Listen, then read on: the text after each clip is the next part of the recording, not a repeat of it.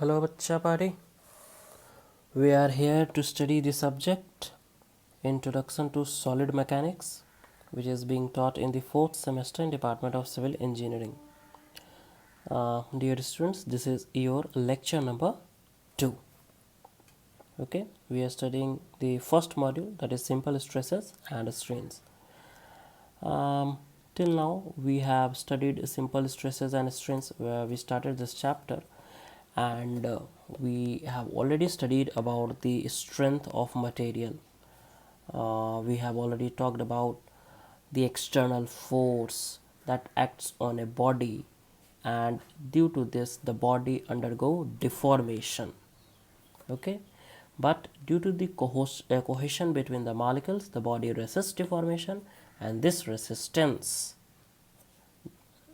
to deformation is known as strength of materials. Okay, we have already seen this in this lecture only, today's lecture only. We will come to this 3 points. Okay, then we have also studied about stress, what is stress, units of stress. Then we have studied about the strain and the types of strain. Okay, types of stresses, we studied that stresses can be of two types: normal stress or shear stress. Okay, then again the normal stress can be tensile stress or compressive stress. Okay, and then we also talked about the shear stress in our last lecture. Okay, so all these things we have already studied. Okay, today we will study about elasticity and elastic limit. We will see what is elasticity and what is elastic limit. Okay, तो आइए शुरू करते हैं. See, let us see some of the terms. First term is elastic body. First term is elastic body. What is elastic body? देखिए, when an external force acts on a body, the body tends to undergo deformation. बिल्कुल सही बात है. हम लोग पहले से जानते हैं कि जब भी कोई एक्सटर्नल फोर्स किसी बॉडी पर लगेगा तो उस बॉडी में डिफॉर्मेशन होगी. True. Okay, correct. If the external force is remove, अब देखिए मैं उस एक्सटर्नल फोर्स को अगर रिमूव कर रहा हूँ तो the body comes back to its original shape and size. अगर मैंने फोर्स को हटाया और जो बॉडी है जो डिफॉर्म हो गई थी फोर्स के कारण, वो अपने वापस आ गई अपने ओरिजिनल शेप और साइज में, तो हम कहेंगे भैया ये जो बॉडी है एक इलास्टिक बॉडी है. एग्जाम्पल जो मैंने लास्ट क्लास में लिया था, रबर इरेजर, 5 रुपये वाला इरेजर है ना, उसमें अगर मैं फोर्स लगाऊं और डिफॉर्मेशन आ गया, लेकिन फिर फोर्स को हटा लेता हूं तो क्या होता है, डिफॉर्मेशन खत्म हो जाता है, वो अपने ओरिजिनल शेप और साइज में वापस आ जाता है इरेजर. ओके, तो हम कहेंगे कि हाँ भैया ये एक इलास्टिक बॉडी है. ठीक है, लेकिन यहाँ भी एक चीज़ है कि जो फोर्स लग रहा है या जो डिफॉर्मेशन हो रहा है एक लिमिट तक की ही बात करेंगे. ठीक है, उस लिमिट तक अगर फोर्स एक्ट हो रहा है और डिफॉर्मेशन हो रहा है और उसके बाद हम फोर्स को हटाते हैं तो ओरिजिनल शेप एंड साइज को अटेन कर लेगा. ठीक है, एक लिमिट तक, उस लिमिट के बाहर ऐसी बात नहीं होगी. ठीक है, वो मैं आगे बताऊंगा आप लोगों को. ठीक है, तो इलास्टिक बॉडी अब मेरे ख्याल से क्लियर है. ठीक है, आप फोर्स लगाओगे एक बॉडी पर जिसके कारण उसमें डिफॉर्मेशन होगी, फिर क्या होगा, अगर आप फोर्स को हटा लोगे और बॉडी अपने ओरिजिनल शेप और साइज को पाले तो हम बोलेंगे अच्छा भैया ये क्या है, ये है इलास्टिक बॉडी. Okay, clear. चलिए, एक और टर्म है इलास्टिसिटी. ठीक है, इलास्टिसिटी क्या है, तो इलास्टिसिटी प्रॉपर्टी है.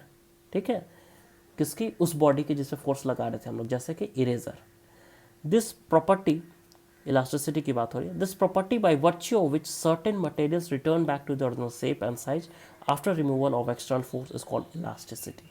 इलास्टिसिटी क्या है, एक प्रॉपर्टी है बॉडी का. ठीक है, उस मटेरियल का किस तरह का प्रॉपर्टी है, उसके कारण क्या होता है, उस प्रॉपर्टी से क्या हो जाता है भाई, तो ऐसी प्रॉपर्टी है जिसके कारण जो मटेरियल है अगर फोर्स उस पर लग रही है और फोर्स को हटाते हैं तो वो अपने ओरिजिनल शेप और साइज में वापस आ जाता है. ठीक है, तो इस प्रॉपर्टी को bye virtue of this all this happen is called elasticity. Okay, तो आई थिंक इलास्टिक बॉडी आपका क्लियर है. ठीक है, इलास्टिक बॉडी क्या होता है, ऐसी बॉडी जो ओरिजिनल शेप और साइज को वापस आ जाए, है ना, जब फोर्स एक्सटर्नल फोर्स उससे हटा लिया जाए. ठीक है, उस बॉडी को हम लोग इलास्टिक बॉडी बोलते हैं.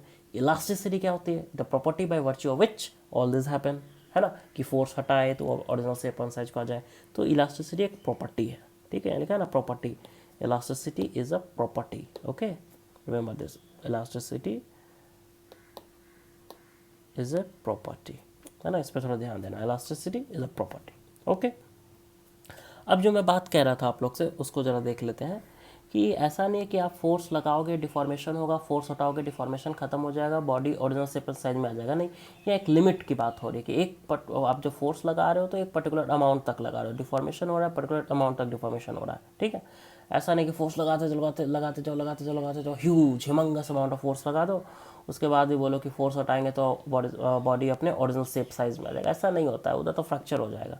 ठीक है, ओके, तो उस चीज़ को मैं थोड़ा सा यहाँ आपको बता रहा हूँ। देखिए टर्म क्या है, इलास्टिक लिमिट।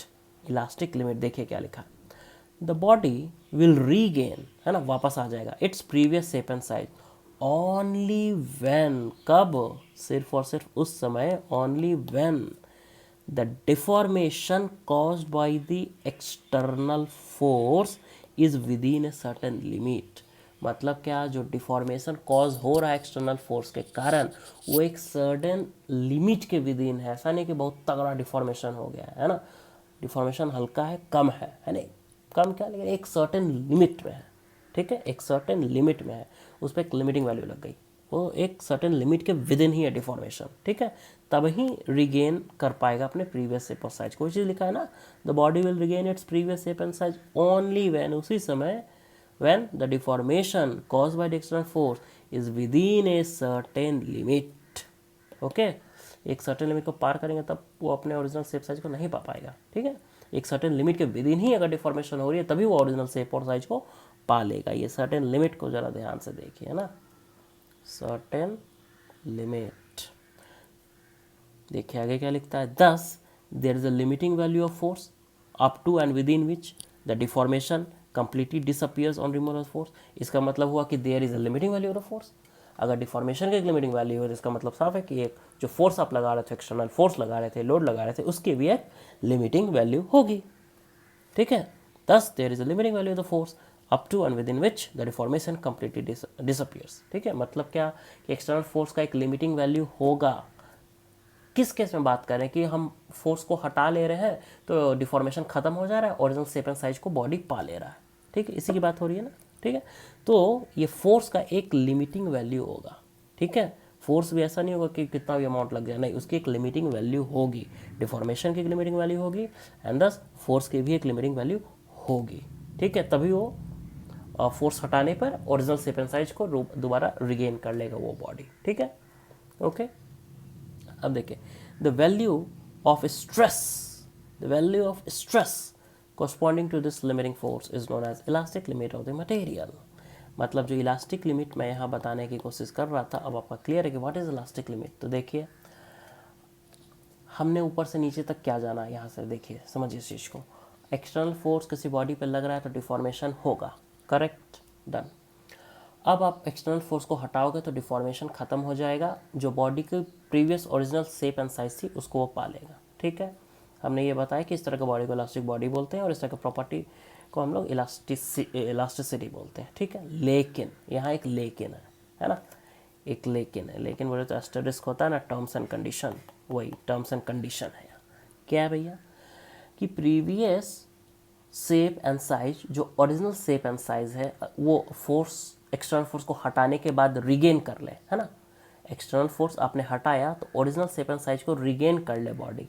ठीक है, ये जो बात हो रही है हमेशा नहीं है, इसके लिए ज़रूरी है कि जो डिफॉर्मेशन हुआ है ना एक्सटर्नल फोर्स के कारण वो एक सर्टेन लिमिट में हो। ठीक है, वो एक सर्टेन लिमिट में हो, ये बड़ा ज़रूरी है। अब डिफॉर्मेशन सर्टेन लिमिट में हो, इसका मतलब है जो फोर्स एक्ट कर रहे हैं ना वो भी एक सर्टेन लिमिट में हो, जो फोर्स एक्ट हो रहा है वो भी एक सर्टेन लिमिट में ही हो। ठीक है, अब सर्टेन लिमिट में मतलब क्या, 1 न्यूटन या 2 न्यूटन या 3 न्यूटन। तो हम एक एग्जांपल लेते हैं कि जो रबर था उसके लिए मान लेते हैं 5 न्यूटन। ठीक है, कि 5 न्यूटन से कम फोर्स अगर हम लगा रहे हैं, 5 न्यूटन और उससे कम फोर्स लगा रहे हैं, ठीक है, उस फोर्स को हटा ले रहे हैं, तो जो रबर है आपका, इरेजर है आपका, वो अपने शेप और साइज, ओरिजिनल शेप और साइज को वापस रिगेन कर ले रहा है। लेकिन अगर 5 न्यूटन से ज़्यादा फोर्स हम लगाते हैं ना तो फिर वो अपने जो ओरिजिनल शेप और साइज को उसको रिगेन नहीं कर पा रहा है, उसमें डिफॉर्मेशन परमानेंटली आ जा रहा है। ठीक है, रबर में। ओके, तो मतलब there is a limiting value of force. अब फोर्स आपका लग रहा है और डिफॉर्मेशन हो रहा है तो ऑब्वियस सी बात है, प्रीवियस क्लास में आपने पढ़ा है कि there will be what, there will be stress resistance, है ना। उसी को हम लोग जो रेसिस्टिव फोर्स था या रेसिस्टेंस था उसी को एरिया से डिवाइड करके हमने क्या बात किया था, स्ट्रेस के बारे में बात किया था, ठीक है। तो स्ट्रेस इंड्यूस हो रहा है बॉडी में, ठीक है। अब रबर की लिमिट जो लिमिटिंग फोर्स है वो हमने बताया कि 5 न्यूटन, 1 न्यूटन लगा, 2 न्यूटन, 3, 4, 5, ये 5 न्यूटन जो लिमिटिंग वैल्यू है इसके कॉरस्पॉन्डिंग एक स्ट्रेस इंड्यूस होगा ना, एक स्ट्रेस इंड्यूस होगा उस इरेजर में, उस रबर में या उस बॉडी में, ठीक है। तो इसी को जो आपका 5 न्यूटन पर हो गया, ठीक है, दैट इज लिमिटिंग फोर्स जो हो गया, उस समय जो स्ट्रेस बॉडी में इंड्यूस हो रहा है, रबर में इंड्यूस हो रहा है, उसी को हम लोग बोलते हैं इलास्टिक लिमिट, ठीक है। इलास्टिक लिमिट क्या है? इलास्टिक लिमिट डिफॉर्मेशन नहीं है, इलास्टिक लिमिट फोर्स नहीं है, इलास्टिक लिमिट रेसिस्टिव फोर्स भी नहीं, इलास्टिक लिमिट इज स्ट्रेस, जिसका यूनिट क्या होगा, न्यूटन पर मीटर स्क्वायर होगा, ठीक है। इलास्टिक लिमिट, तो आई थिंक सो जो आपका टर्म है इलास्टिक बॉडी, इलास्टिसिटी और इलास्टिक लिमिट, ये तीनों क्लियर होगा, ओके। इलास्टिक लिमिट समझ में आया ना, कि रेसिस्टिव फोर्स एक्ट कर रहा है, सॉरी रेसिस्टिव फोर्स नहीं, एक्सटर्नल फोर्स बॉडी पर एक्ट कर रहा है, ठीक है, और उसके कारण डिफॉर्मेशन हो रहा है, ठीक है। अब ये जो डिफॉर्मेशन हो रहा है तो और उसी एक्सटर्नल फोर्स को अगर मैं हटा लूँ तो वो वापस अपने ओरिजिनल शेप साइज में आ जाएगा, ठीक है। अब देखिए ये जो आपका डिफॉर्मेशन है उसकी एक लिमिटिंग वैल्यू होगी, ठीक है, एंड हेंस जो फोर्स है आपका उसकी भी एक लिमिटिंग वैल्यू होगी। तो जो लिमिटिंग वैल्यू है ना, जो एग्जांपल मैंने लिया कि 5 न्यूटन, तो जो लिमिटिंग वैल्यू है ना, ठीक है, उसी के कॉरस्पॉन्डिंग जो स्ट्रेस बॉडी में इंड्यूस हो रहा है ना, उसी को हम लोग बोलते हैं, क्या बोलते हैं, elastic limit of the material, ठीक है। आई होप ये क्लियर है आप लोग का। Let us now see what is Hooke's law. आइए समझते हैं हुक्स लॉ को। देखिए जो आपका हुक्स लॉ है क्या स्टेट करता है, Hooke's law states that when a material is loaded within elastic limit the stress is proportional to the strain produced by the stress। देखिए कुछ यहाँ मुझे पॉइंट्स दिखते हैं, मैं आपको दिखाता हूँ। हुक्स लॉ क्या स्टेटमेंट दे रहा है, तो when a material is loaded with in elastic limit, पहला चीज़ तो ये व्हेन द हुक्स लॉ कब की बात कर रहा है, उस समय बात कर रहा है जब जो मटेरियल लोडेड है within the elastic limit, ठीक है, ओके। द स्ट्रेस, तो दूसरा इंपॉर्टेंट टर्म मुझे स्ट्रेस दिख रहा है, फिर यह स्ट्रेन दिख रहा है और एक प्रोपोर्शनैलिटी की बात हो रही है, ठीक है। तो यही 4 पॉइंट है बेसिकली हुक्स लॉ में। हुक्स लॉ ये कहता है कि जब भी आपका जो मटेरियल है वो लोडेड है within the elastic limit, उस समय स्ट्रेस और उस स्ट्रेस के कारण जो स्ट्रेन प्रोड्यूस हो रहा है, that is stress and strain are proportional, ठीक है, सिंपल सी बात है, okay. Within the elastic limit stress is proportional to the strain. Hooke's law यही सिंपल टर्म्स में कहता है। क्या है हुक्स लॉ भाई, अगर material within the elastic limit loaded है तो stress is proportional to the strain, that's it, ठीक है। ये है आपका Hooke's law, okay. Is it clear? Hooke's law में एक चीज़ और देखिए,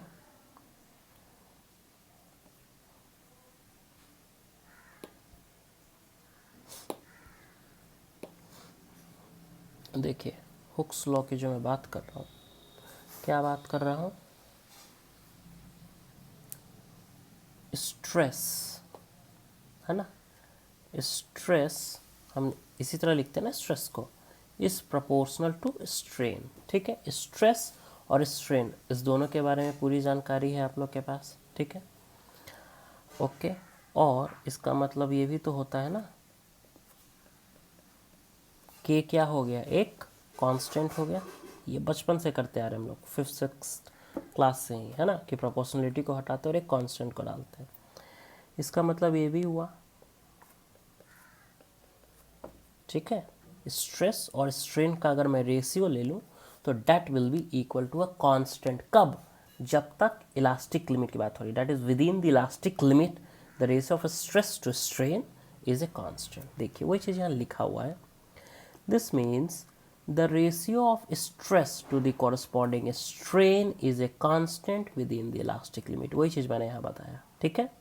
this constant is known as, अब इस कांस्टेंट को क्या बोलते हैं हम लोग, ये जो k है, k फॉर कांस्टेंट, ठीक है, इसको क्या बोलते हैं, इसको हम लोग बोलते हैं मॉडुलस ऑफ इलास्टिसिटी या फिर modulus of rigidity.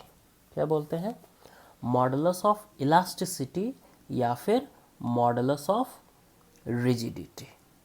Okay, clear है, हुक्स लॉ क्लियर है, within the elastic limit stress is proportional to strain, that means the ratio of stress to strain is a constant and that constant is known as modulus of elasticity और modulus of rigidity। Okay, I hope कि Hooke's law आपका clear है, ठीक है। चलिए आगे बढ़ते हैं।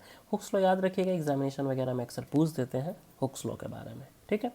अब आइए, ये जो मॉडुलस ऑफ इलास्टिसिटी आपको दिख रहा है और मॉडुलस ऑफ रिजिडिटी दिख रहा है, इसको थोड़ा सा डिटेल में हम लोग देख लें ताकि हमारी समझ और बेहतर हो सके।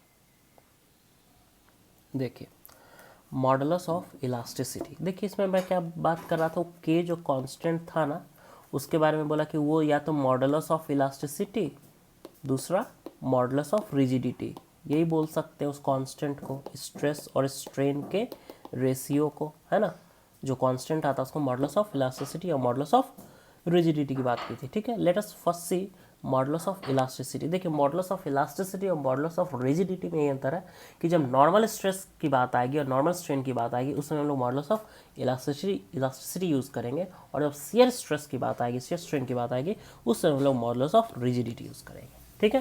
तो आइए पहले देखते हैं मॉडुलस ऑफ इलास्टिसिटी, जिसका एक और नाम है यंग्स मॉडुलस, ठीक है। मॉडुलस ऑफ इलास्टिसिटी, जिसका एक और नाम है यंग्स मॉडुलस। क्या है, the ratio of tensile stress या फिर कंप्रेसिव स्ट्रेस। देखिए, जब मैं स्ट्रेस आपको बता रहा था उसमें मैंने बताया कि टाइप्स ऑफ स्ट्रेसेस, तो normal stress and shear stress. Okay, जो नॉर्मल स्ट्रेस है उसके दो टाइप्स थे, कौन कौन से, टेंसाइल स्ट्रेस और कंप्रेसिव स्ट्रेस। मतलब यहाँ मॉडुलस ऑफ इलास्टिसिटी में हम लोग बात कर रहे हैं टेंसाइल स्ट्रेस और कंप्रेसिव स्ट्रेस की। क्या मतलब, नॉर्मल स्ट्रेस की बात कर रहे हैं, ठीक है। जब नॉर्मल स्ट्रेसेस लग रहे हैं उस केस में मॉडुलस ऑफ इलास्टिसिटी नाम देते हैं, और जब शियर स्ट्रेस की बात करते हैं तो उसमें मॉडुलस ऑफ रिजिडिटी के नाम देते हैं, ठीक है। देखिए, the ratio of tensile stress या फिर compressive stress to the corresponding strain, stress is to strain, इसी को तो बोलते हैं हम लोग क्या, मॉडुलस ऑफ इलास्टिसिटी। ये एक कांस्टेंट होता है, ठीक है।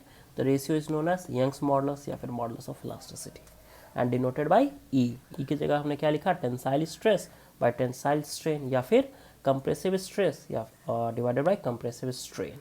ई is equal to sigma upon E, ठीक है। तो मॉडुलस ऑफ इलास्टिसिटी को सिंपली ऐसे समझिए कि जैसे कि ये तो आप समझ ही रहे हैं कि इसका होता क्या है, it is the ratio of stress to strain, लेकिन कैसा स्ट्रेस और कैसा स्ट्रेन, तो normal stress by normal strain, या फिर यूँ कहें कि tensile stress by tensile strain या फिर compressive stress by compressive strain, it will be known as modulus of elasticity. Okay, so I think so modulus of elasticity is clear. Okay, now let us see modulus of rigidity. What is modulus of rigidity? जिसका एक और नाम है shear modulus. Okay, modulus of rigidity या फिर shear modulus. The ratio of shear stress, वहाँ हमने क्या लिया था, normal stress या फिर tensile stress या फिर compressive stress। यहाँ हम बात करेंगे shear stress की, ठीक है। The ratio of shear stress to the corresponding shear strain within the elastic limit, obvious सी बात है, इलास्टिक लिमिट के विद इन ही बात करेंगे तभी तो स्ट्रेस और स्ट्रेन प्रोपोर्शनल होंगे, तभी तो कांस्टेंट निकल कर आएगा, तभी तो मॉडुलस ऑफ इलास्टिसिटी या मॉडुलस ऑफ रिजिडिटी निकल कर आएगा, है ना। तो ratio of shear stress to the corresponding shear strain within the elastic limit is known as modulus of rigidity. मतलब मॉडुलस ऑफ रिजिडिटी का रिलेशन है शियर स्ट्रेस शियर स्ट्रेन से, और मॉडुलस ऑफ इलास्टिसिटी का relation है tensile stress tensile strain या फिर दूसरा नाम क्या है, कंप्रेसिव स्ट्रेस या कंप्रेसिव स्ट्रेन से, ठीक है। ओके, तो मॉडुलस ऑफ रिजिडिटी या शियर मॉडुलस क्लियर है। इसको डिनोट करते, ऊपर वाले को डिनोट कर रहे थे ई से, इसको किससे, सी से या जी से या एन से डिनोट करते हैं। मान लीजिए जी ही हम लोग लेकर चले अगर, तो shear stress upon shear strain, shear stress को हम लोग टाउ से डिनोट करते हैं, तो टाउ ऊपर, और शियर स्ट्रेन को हम लोग फाई से डिनोट करते हैं, फाई नीचे, ठीक है। आई होप इतनी चीज़ें क्लियर है ना। हुक्स लॉ आप समझ चुके हैं, मॉडुलस ऑफ इलास्टिसिटी या फिर यंग्स मॉडुलस समझ चुके हैं, मॉडुलस ऑफ रिजिडिटी या फिर शियर मॉडुलस भी आप समझ चुके हैं। आई होप इतना क्लियर है आप लोग का। ओके, चलिए अब थोड़ा हम लोग वापस फर्स्ट लेक्चर का जो फर्स्ट पेज है उस पर आते हैं। ठीक है, देखिए मैंने आपको बताया था कि इस 3 पॉइंट पे हम लोग फिर से आएंगे। ठीक है, अब आप चीज़ों को अच्छे तरीके से समझ चुके हैं, है ना। अब दोबारा इन पॉइंट्स को हम देखते हैं। Within a certain limit which is called elastic limit. अब इस टर्म से आप बिल्कुल परिचित हैं, है ना। The resistance offered by the material is proportional to the deformation. Resistance offered by material, ये जो resistance जो था, ठीक है, अगर इसको मैं stress कह दूँ, ठीक है, और जो deformation है इसको मैं strain कह दूँ, ठीक है, आप रिलेट करने की कोशिश करिए, है ना। इसी जो रेसिस्टिव फोर्स था पर यूनिट एरिया वही तो स्ट्रेस देता था ना, और जो डिफॉर्मेशन हुआ that is change in length जो भी हुआ डिवाइडेड बाय ओरिजिनल लेंथ, है ना, वही तो वही चीज़ यहाँ लिखा गया। The resistance offered by material is proportional to the deformation brought out on the material by the external force. इसी की तो बात हो रही है ना, इसी चीज़ की तो बात हो रही है ना यहाँ। ठीक है, अगर आप ध्यान दें इस पर तो आप पाओगे कि यहाँ से आप यहाँ पहुँच जाओगे। ठीक है, ओके। तो मैंने फर्स्ट लेक्चर में बोला था कि इसको हम लोग थोड़ा सा और डिटेल में देखेंगे, है ना। तो अब जब हम आगे की चीज़ों को पढ़ चुके हैं, समझ चुके हैं, इलास्टिक लिमिट वगैरह के बारे में जानकारी हो चुका है हमें, तो हम यहाँ दोबारा लौट कर आए हैं। अब देख रहे हैं कि ये तो बहुत साधारण शब्दों में चीज़ें लिखी हुई हैं। ठीक है, also within this limit, कौन सा limit, elastic limit, the resistance is equal to external force. ठीक है, इलास्टिक लिमिट के अंदर की बात करें तो जो रेसिस्टेंस है that will be equal to external force. Okay, and beyond the elastic stage, अगर उसके beyond की बात करें, the resistance offered by the material is less than the applied load. In such case deformation continues until failure takes place. देखिए ये जो third point है आपका और क्लियर होगा जब मैं स्ट्रेस स्ट्रेन डायग्राम बताऊंगा। Okay, most probably next lecture, okay, और next to next lecture. Okay, उसमें मैं आप लोग को बताऊंगा स्ट्रेस स्ट्रेन डायग्राम, और माइल्ड स्टील का उसमें केस हम लोग लेंगे, तब ये जो पॉइंट है ये और भी ज़्यादा आप लोग का क्लियर हो जाएगा। ओके, चलिए काफ़ी कुछ हमने इस चैप्टर में किया है। अब आगे है, देखिए आगे जो हम लोग देखने जा रहे हैं वो है एक नया टर्म लॉन्गिट्यूडनल स्ट्रेन। हम समझने की कोशिश करेंगे कि ये लॉन्गिट्यूड स्ट्रेन क्या है। ठीक है, देखिए when a body subjected to an axial tensile load there is an increase in the length of the body. ठीक है, आपको पता है कि जब भी कोई एक बॉडी है अगर उस पर टेंसाइल लोड हम लोग लगा रहे हैं, उसकी लेंथ एल है, तो वो क्या हो जाएगी, लेंथ चेंज होकर के एल प्लस डेल्टा एल, मतलब कुछ इंक्रीमेंट आएगा जब भी टेंसाइल लोड किसी बॉडी पे लग रहा है तो। ठीक है, okay, there is increase in the length of the body, but at the same time there is decrease in other dimensions of the body at right angles to the line of action of the applied load. ठीक है, thus the body is having axial deformation and also lateral deformation. देखिए इस figure को समझिए आप, यहाँ जो आपको फिगर दिख रहा है, ठीक है, ये जो आपको दिख रहा है ना, ये एक बॉडी है, ठीक है, जिसका ओरिजिनल डायमेंशन ये दे रखा है हमने। ठीक है, ये बॉडी, सबसे पहले आप समझिए ओरिजिनल शेप क्या है बॉडी का, ये, ठीक है, और उसमें लेंथ कितना दे रखा है, एल। ठीक है, अब इस बॉडी को मैं इस डायरेक्शन से देखूं, ठीक है, तो मुझे इसका विथ बी दिख जाएगा। ठीक है, विथ मतलब ये वाला, है ना, ये जो पोर्शन आएगा ना, ये है ना, तो ये वाली जो चीज़ है ये, है ना, दैट इज़ बी, वो आपको दिख रहा है। और ये जो चीज़ है, ये जो चीज़ है वो है डी जो आपको दिख रहा है। ठीक है, ओके, तो ये देखिए ये लेंथ आपको दिख गया, ये बी आपको दिख गया विथ, ठीक है, और इसकी डेप्थ है डी, ये आपको दिख रहा है। ठीक है, ये है मेरा original body.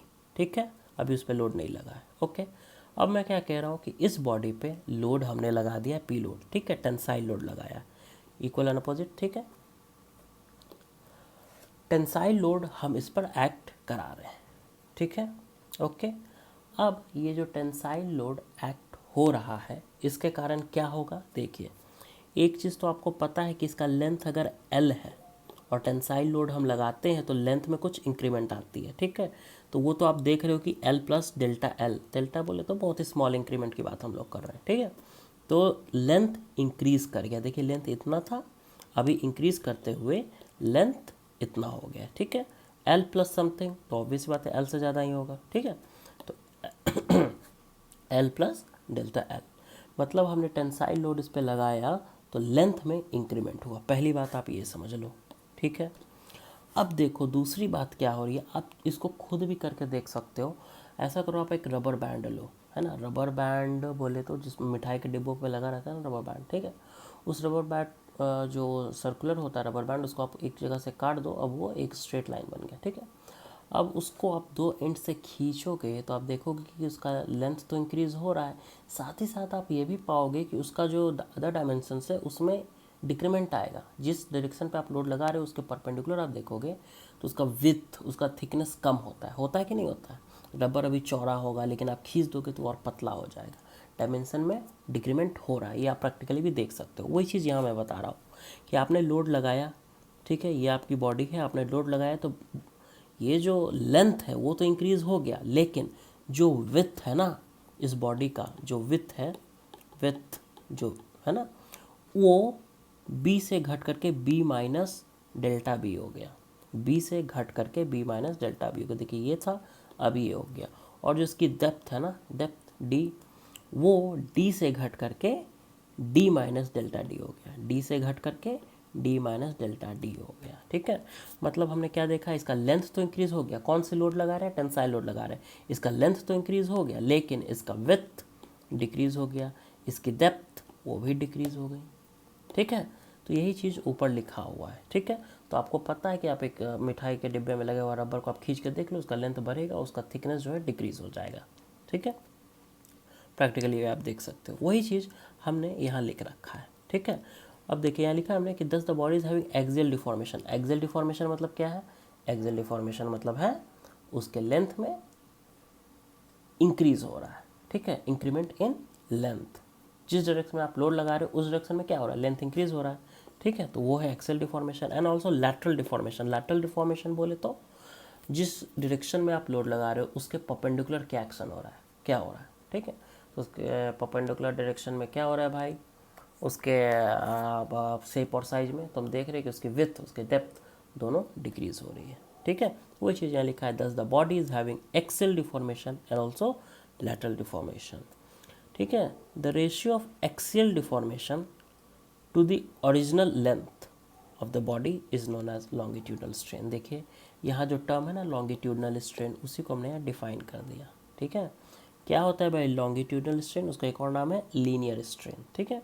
The ratio of, अब देखिए स्ट्रेन मतलब क्या होता है, स्ट्रेन मतलब तो सबको पता है कि भी change in length upon length या change in dimension upon original dimension, ठीक है।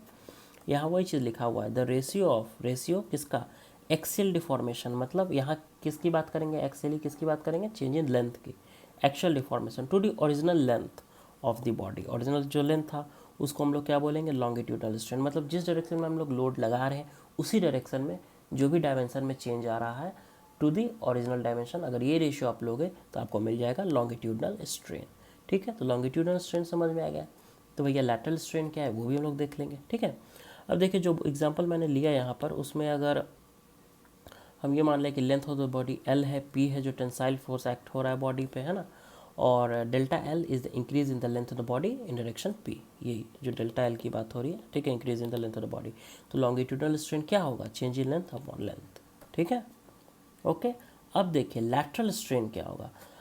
लैटरल स्ट्रेन का मतलब है कि जिस डायरेक्शन में लोड लग रहा है उसके 90 डिग्री पे क्या हो रहा है, ठीक है, उसके परपेंडिकुलर क्या हो रहा है। बताइए परपेंडिकुलर क्या हो रहा है, परपेंडिकुलर जो डेप्थ था वो डी था, अब डी माइनस डेल्टा डी हो गया, ठीक है। इसके परपेंडिकुलर ये भी है, और अगर मैं ऐसे लूँ तो वो भी परपेंडिकुलर है ना, ठीक है, ये तो परपेंडिकुलर है ही, साथ साथ ये भी तो परपेंडिकुलर है ना, इस पेज के अंदर घुस जाइए, है ना, वो भी तो परपेंडिकुलर है।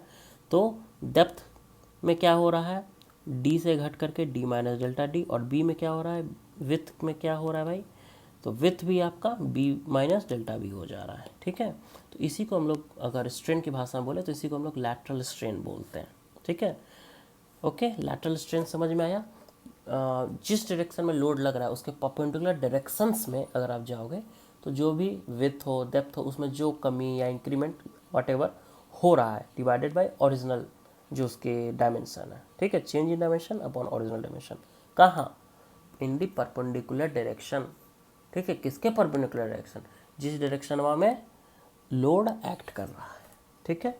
आई होप ये समझ में आया होगा, ठीक है। तो change in length, increase in length, ठीक है, या डिक्रीज इन ब्रेथ और डिक्रीज इन डेप्थ, वो चीज़ यहाँ लिख दी गई है, ठीक है।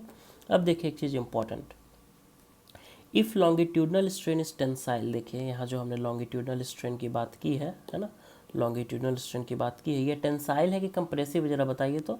टेंसाइल है, क्योंकि हमने यहाँ लिखा है कि एक टेंसाइल लोड एक्ट हो रहा है, टेंसाइल है, ठीक है। तो अगर लॉन्गिट्यूडनल स्ट्रेन टेंसाइल है तो हमेशा याद रखिएगा कि लैटरल स्ट्रेन कंप्रेसिव होगा। क्यों?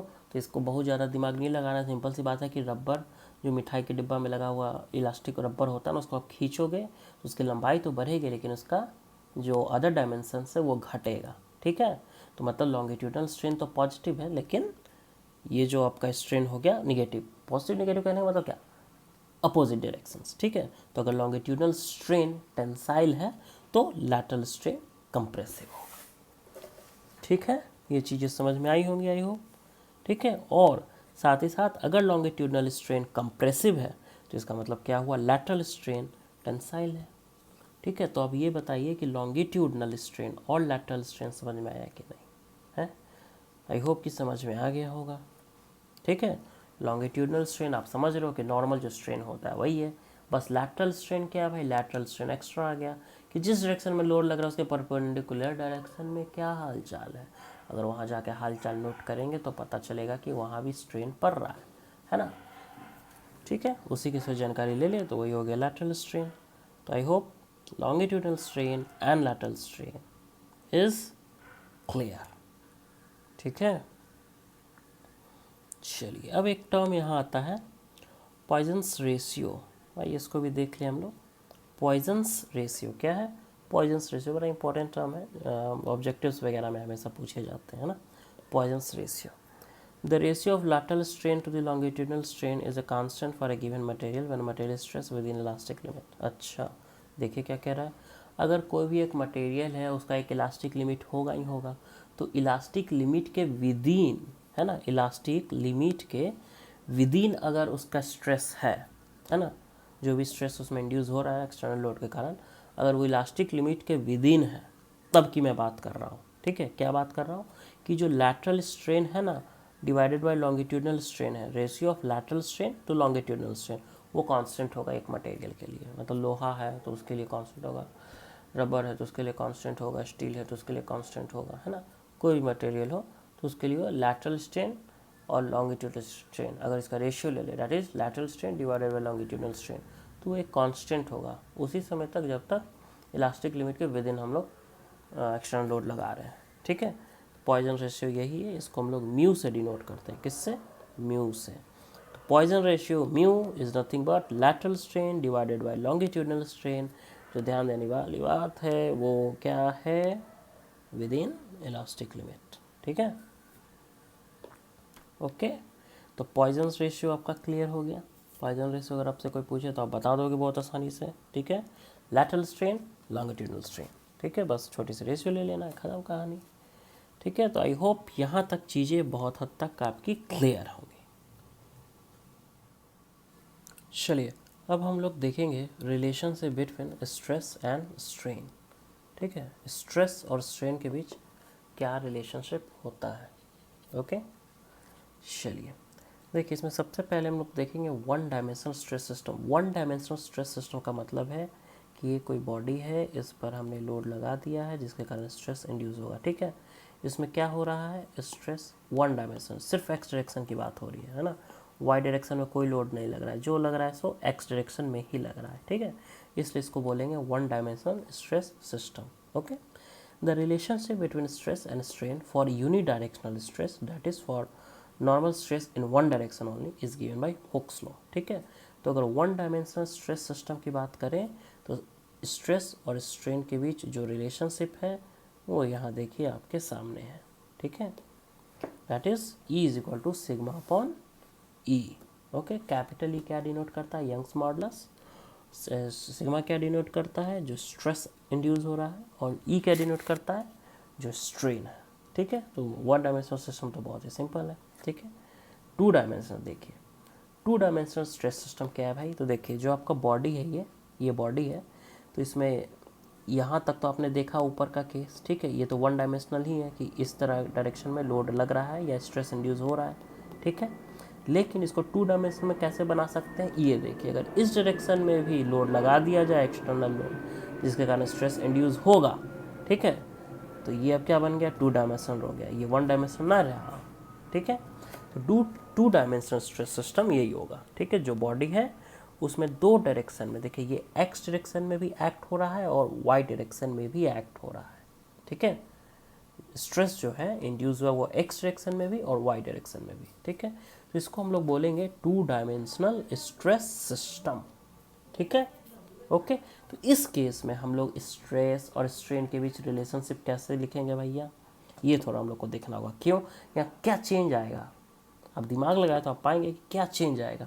देखिए चेंज बस इतना ही आएगा कि इस डायरेक्शन में जो स्ट्रेस हो रहा है, ठीक है, ओके, जो स्ट्रेन होगा उसके कारण, स्ट्रेस के कारण, वो ठीक है, लेकिन इस डायरेक्शन में जो लोड के कारण या स्ट्रेस इंड्यूस के कारण जो लैटरल डायरेक्शन में स्ट्रेन आएगा, उसको भी हमें नज़र में रखना होगा। ठीक है, या फिर इस पेयर के कारण जो स्ट्रेन आएगा वो तो ठीक है, इस डायरेक्शन के लिए वो लॉन्गिट्यूडनल है, लेकिन इसके परपेंडिकुलर लैटरल स्ट्रेन की भी बात हमें करनी होगी। ठीक है, तो बस यही थोड़ा सा चेंज है। ओके, तो देखिए यहाँ क्या लिखा हुआ है, सिग्मा 1 और सिग्मा 2 क्या है, नॉर्मल स्ट्रेस एक्स और वाई डायरेक्शन में। ठीक है, जो स्ट्रेस इंड्यूस हुआ है एक्स डायरेक्शन में और वाई डायरेक्शन में। ठीक है, चलिए कोई दिक्कत नहीं। अब मुझे ये बताइए, strain produced by sigma 1, simple सी बात है, बताइए जो स्ट्रेन है सिग्मा 1 के कारण क्या प्रोड्यूस होगा, what will be the strain produce by sigma 1। देखिए सिग्मा 1 के कारण पहली बात लॉन्गिट्यूडनल स्ट्रेन प्रोड्यूस होगा, साथ ही साथ लैटरल स्ट्रेन भी होगा। मतलब दो तरह के स्ट्रेन होंगे, एक तो लॉन्गिट्यूडनल, दूसरा लैटरल। ठीक है, तो देखिए लॉन्गिट्यूडनल स्ट्रेन के बारे में यहाँ लिखा हुआ है कि लॉन्गिट्यूडनल डायरेक्शन में जो स्ट्रेन है या लॉन्गिट्यूडनल स्ट्रेन जो है वो क्या होगा। देखिए क्या होगा, हमें पता है कि E is equal to sigma upon E, ये तो होता ही है। तो यहाँ से हम लोग E दैट इज स्ट्रेन निकाल लेंगे, सिग्मा अपॉन E। स्ट्रेस कितना है, सिग्मा नहीं है, सिग्मा 1 है। ठीक है, तो जो लॉन्गिट्यूडनल डायरेक्शन में है बहुत आसान तरीके से हम लोग निकाल सकते हैं इस तरह कि longitudinal strain is equal to sigma 1 upon E। Longitudinal के लिए तो हमने पढ़ा ही है, कोई दिक्कत नहीं है। ठीक है, लेकिन अब आपको बताना है कि लैटरल स्ट्रेन कितना होगा। लैटरल स्ट्रेन तो देखिए अभी थोड़ी देर पहले ही आप लोगों ने इस चीज़ को पढ़ा है, लैटरल स्ट्रेन को।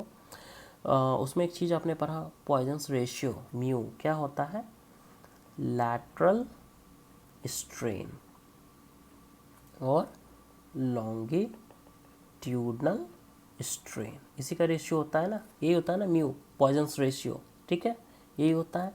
यहाँ से अगर हम निकालना चाहे लैटरल स्ट्रेन, लैटरल स्ट्रेन तो क्या होगा, lateral strain is equal to mu into longitudinal strain, यही तो होगा ना, यही होगा ना। ठीक है, lateral strain is equal to mu into longitudinal strain, Poisson ratio into longitudinal strain. ठीक है, अब देखिए वही चीज़ यहाँ लिखा हुआ है, lateral strain is equal to mu into longitudinal strain. Longitudinal strain अभी आपने निकाला है, देखिए सिग्मा 1 अपॉन ई, यहाँ पे जो मैंने बताया, तो mu into sigma 1 upon E. ठीक है, अब एक प्रश्न यहाँ उठता है कि भैया ये जो म्यू है इसके आगे एक निगेटिव कहाँ से आ गया। देखिए लॉन्गिट्यूडनल स्ट्रेन के कारण अगर लेंथ इंक्रीज हो रही है या डायमेंशन इंक्रीज हो रहा है तो पक्का बात है कि जो लैटरल स्ट्रेन होगा वो निगेटिव ही होगा, मतलब अदर डायरेक्शन में होगा। ठीक है, अगर टेंसाइल लोड लग रहा है तो लॉन्गिट्यूडनल में क्या डायरेक्शन में क्या होगा, लॉन्गिट्यूडनल डायरेक्शन में जो साइज है वो इंक्रीज होगी। इसका मतलब ये है कि जो उसके परपेंडिकुलर चले जाए, लैटरल डायरेक्शन में चले जाए, तो साइज डिक्रीज होगी। एक जगह इंक्रीज है, एक जगह डिक्रीज है, इसीलिए हम लोग निगेटिव साइन यूज़ कर रहे हैं। ठीक है, तो लॉन्गिट्यूडनल स्ट्रेन सिग्मा 1 अपॉन ये आप लोग समझ गए, और उस सिग्मा 1 के कारण जो लैटरल स्ट्रेन है वो माइनस म्यू सिग्मा 1 अपॉन ई। आप लोग आई होप अच्छी तरीके से समझ चुके हैं इसको, ठीक है। अब देखिए स्ट्रेन प्रोड्यूस्ड बाय सिग्मा 2, देखिए सिग्मा 2 किस डायरेक्शन में एक्ट कर रहा है भैया, ये। तो इसके लिए लॉन्गिट्यूडनल स्ट्रेन क्या होगा, सिंपल सी बात है, sigma 2 upon E, sigma 2 upon E longitudinal strain, ठीक है। कहाँ से, ये इसी का यूज़ करके, is equal to sigma upon इसी का इस्तेमाल मैंने किया, तो longitudinal strain sigma 2 upon E. अब बात आती है कि लैटरल स्ट्रेन कितना होगा। लैटरल स्ट्रेन हम कैसे लिखें, कितना होगा लैटरल स्ट्रेन, सिंपल सी बात है, जो हमने फंडा अभी इस्तेमाल किया वही करेंगे कि mu is equal to lateral strain upon longitudinal strain. तो lateral strain is equal to mu into longitudinal strain, हमें पता है, ठीक है, तो वही लिख देंगे वहाँ, ठीक है, mu into longitudinal strain. Negative sign क्यों है मैंने पहले ही बता दिया, ठीक है। तो इस पेयर के कारण जो भी स्ट्रेन प्रोड्यूस हो रहा था हमने निकाल लिया, इस पेयर के कारण जो भी स्ट्रेन प्रोड्यूस हो रहा था वो भी हमने निकाल लिया। अब लिख देते हैं हम लोग कि स्ट्रेन टोटल कितना है, ठीक है। तो हम लोग एक्स डायरेक्शन में टोटल स्ट्रेन जो है वो लिख देंगे, उसको E1 से डिनोट कर देंगे, और वाई डायरेक्शन में टोटल स्ट्रेन जो भी है उसको E2 से डिनोट कर देंगे, ठीक है। तो मुझे बताइए E1 कितना होगा। E1 का मतलब क्या है, एक्स डायरेक्शन में टोटल स्ट्रेन, ठीक है। तो देखिए जो भी स्ट्रेन एक्ट कर रहा है उसमें एक्स डायरेक्शन में कौन कौन सा है। तो पहले देखिए इसके कारण सिग्मा 1 के कारण जो लॉन्गिट्यूडनल स्ट्रेन था ये वाला, ये एक्स डायरेक्शन में एक्ट कर रहा है, तो लिख दीजिए E1 equal to sigma 1 upon E, ठीक है, ओके। अब देखिए और कोई एक्स डायरेक्शन में एक्ट कर रहा था, तो देखिए ये जो स्ट्रेस है इसके कारण लैटरल स्ट्रेन जो था वो एक्स डायरेक्शन में एक्ट कर रहा था, है ना, ओके। तो उस देख लीजिए सिग्मा 2 के कारण जो लैटरल स्ट्रेन है माइनस म्यू सिग्मा 2 अपॉन ई, तो माइनस म्यू सिग्मा 2 अपॉन ई। तो ये आपको क्या दे देगा, ये आपको दे देगा क्या, lateral strain in X direction, ठीक है। बिल्कुल इसी तरह E2 आप निकाल लोगे, E2 का मतलब वाई डायरेक्शन में बताना है, ठीक है, वाई डायरेक्शन में जो भी स्ट्रेन एक्ट कर रहे थे। देखिए सिग्मा 2 के कारण जो लॉन्गिट्यूडनल स्ट्रेन था सिग्मा 2 अपॉन ई वो वाई डायरेक्शन में एक्ट कर रहा था, और सिग्मा 1 जो है इसके कारण जो लैटरल स्ट्रेन था वो वाई डायरेक्शन में एक्ट कर रहा था। तो कितना है देखिए, सिग्मा 1 के कारण lateral strain minus mu sigma 1 upon E, यही है ना, ठीक है। तो sigma 2 upon E minus mu sigma 1 upon E, ठीक है। ये हो गया आपका स्ट्रेस स्ट्रेन रिलेशनशिप, ठीक है। देखिए क्यों है स्ट्रेस स्ट्रेन रिलेशनशिप, ये रहा स्ट्रेन, ये रहा स्ट्रेस। तो स्ट्रेस और स्ट्रेन के बीच क्या रिलेशनशिप है, अगर 2 डायमेंशनल केस हो तो, ठीक है। स्ट्रेस सिस्टम अगर 2D में है उस केस में क्या करना है आपको पता चल गया है, ठीक है, ओके।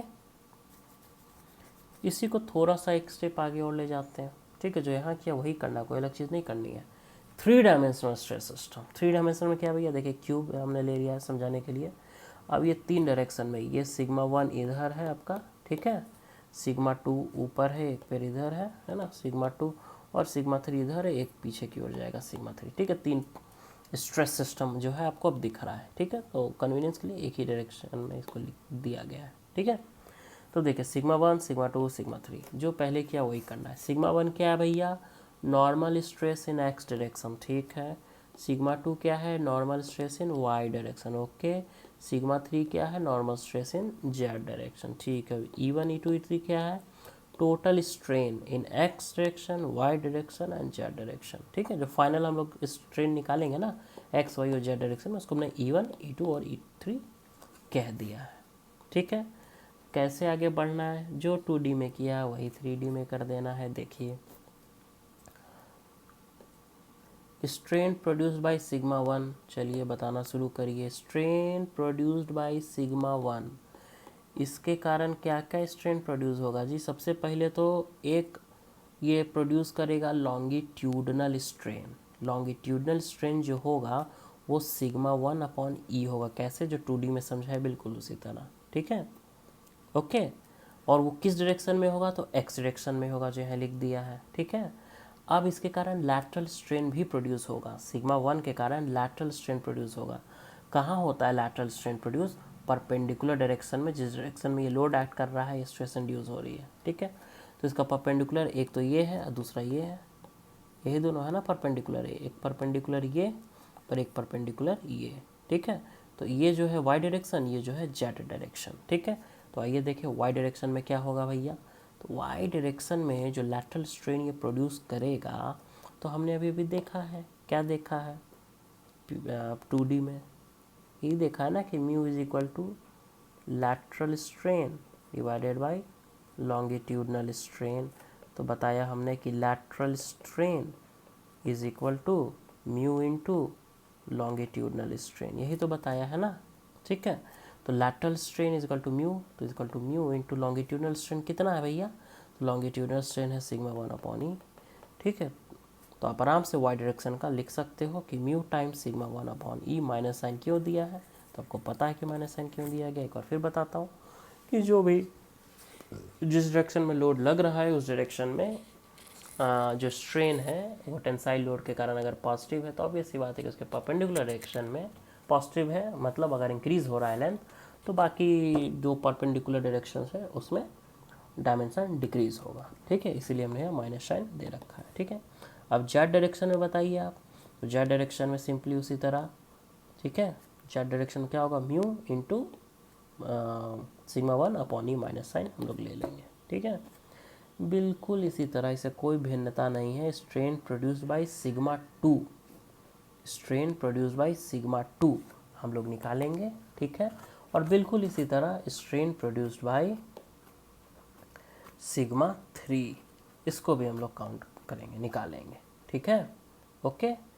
तो सिग्मा 1 के कारण जो भी स्ट्रेन प्रोड्यूस हो रहे हैं एक्स डायरेक्शन में, वाई डायरेक्शन में, जेड डायरेक्शन निकाल लिया गया। जो सिग्मा 2 है स्ट्रेस, उसके कारण एक्स वाई जेड डायरेक्शन में जो भी स्ट्रेन प्रोड्यूस हो रहे हैं निकाल लिया गया। और स्ट्रेन प्रोड्यूस बाय सिग्मा 3, ठीक है, X direction, Y direction, Z direction में, उसको भी हमने निकाल लिया, ठीक है। अब क्या बचा? अब बचा E1, E2, E3 निकालना। E1 का मतलब क्या है? जितने भी एक्स डायरेक्शन में लग रहे हैं, मतलब ये वाला और ये वाला, तीनों को जोड़ देंगे तो एक्स डायरेक्शन में जो भी टोटल स्ट्रेन है निकल जाएगा। वाई डायरेक्शन के लिए मैं इसको जोड़ दूंगा, इसको जोड़ दूंगा और इसको जोड़ दूंगा तो वाई डायरेक्शन में निकल जाएगा। जेड डायरेक्शन के लिए इसको और इसको जोड़ दूंगा तो जेड डायरेक्शन में टोटल स्ट्रेन है वो भी निकल जाएगा। और वही चीज़ यहाँ लिखा हुआ है, ठीक है। E1 देखिए क्या है, E1 एक्स डायरेक्शन में कौन कौन सा था? सिग्मा 1 अपॉन ई, देखिए तो लिखा है ना सिग्मा 1 अपॉन ई, ठीक है। फिर और एक्स डायरेक्शन में खोजते हैं, minus mu sigma 2 upon E, minus mu sigma 2 upon E, ठीक है। फिर एक्स डायरेक्शन में तीसरा रहा minus mu sigma 3 upon E, minus mu sigma 3 upon, इसी तरह E2 और E3 भी निकालना है आपको, ठीक है। आई होप ये पूरा क्लियर है खेल, ठीक है। तो मतलब स्ट्रेस स्ट्रेन रिलेशनशिप आपका क्लियर है 1D के लिए, 2D के लिए, 3D स्ट्रेस सिस्टम के लिए, ठीक है। देखिए यहाँ ये रहा स्ट्रेस और ये रहा स्ट्रेन, रिलेशनशिप दोनों के बीच निकल रखा है, ठीक है। I hope this is clear, ठीक है। तो आज के लेक्चर में बस इतना ही, हम लोग फिर जल्द से जल्द नेक्स्ट लेक्चर में मिलेंगे। Thank you very much.